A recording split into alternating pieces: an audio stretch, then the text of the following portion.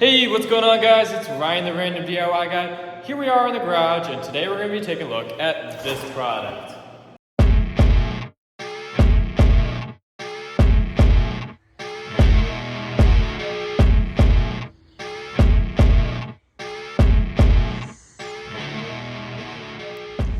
Alright guys, so this product is called SupraTile and it is found over at Armor Poxy located in New Jersey. I reached out to them and they sent me this solid PVC tile with interlocking joints, coin pattern, dark gray this color. And this is a residential flooring for your garage.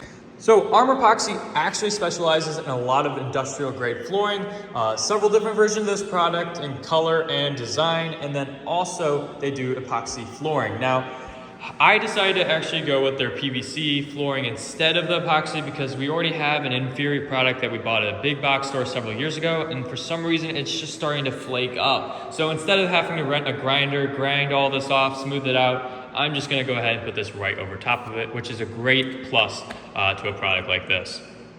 Before you start installing, you're gonna wanna wait 24 hours-ish to start letting it acclimate, and then you can go ahead and start laying it down. They also recommend to have an air temperature of around 70 to 80 degrees, give or take, depending on the day. Obviously, if it's in the sun, it's probably best to wait until it's in the shade, and then you don't want your tiles to expand and then put them all together and then they shrink and then you see all your joints. That would not be good. As well as any large gaps or cracks, bigger than a quarter or larger than a quarter inch for those cracks, go ahead and fill those with either a skimming product or a joint filler because you want this to be somewhat flat for your product. When it comes to the tools, you're gonna want a rubber mallet, a measuring tape, a chalk line, a T-square is I find helpful for cutting the tiles, and then a utility knife. They do offer a specialty tile cutter, but that's only gonna be if you're gonna be doing this full time for a bunch of jobs, because I think it is around $600. But hey, if you're doing this residential, go ahead, grab yourself a drywall T-square and a utility knife. Now that we got our tools figured out, first thing you wanna do is snap a square or a chalk line across here. That way your tiles all stay lined up along the way. So I measured out from there, picked a measurement, and then did the same thing down there, same measurement, and then snap that chalk line. It is kind of washing away here or getting, dissipating, but you can see a little bit of it there. And then that way you can measure from that line to your tiles and make sure they're all square, because otherwise, if you have any waves in there, your tiles are not gonna wanna line up. So make sure you have those all set. When it comes to putting this stuff together, it's really quite simple. I mean, there's not a whole lot to it. Just line up your joints. You want to make sure that you're not stretching those or forcing them in, wrong or anything like that. And then go ahead and hammer it in.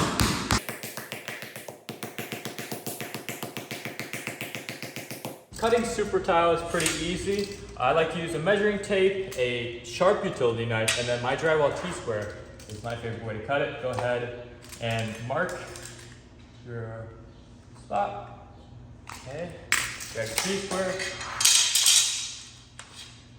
line it up, and then now you can make it through in one cut, but honestly it's so thick, it's just easier to take a couple. I don't want to lose my line here. There it is. Just like that.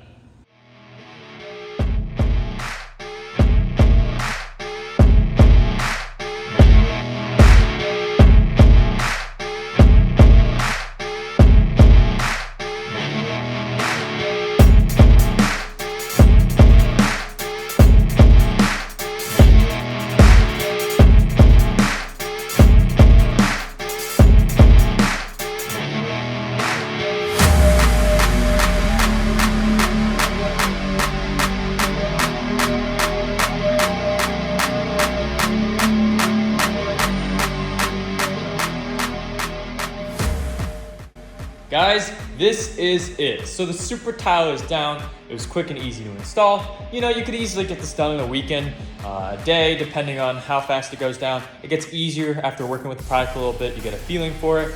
I'm definitely happy with my decision to go with SupraTile instead of trying to sand down the old epoxy and then reapply that. This was just a lot easier, and I think it looks more high-end. So that's my thoughts.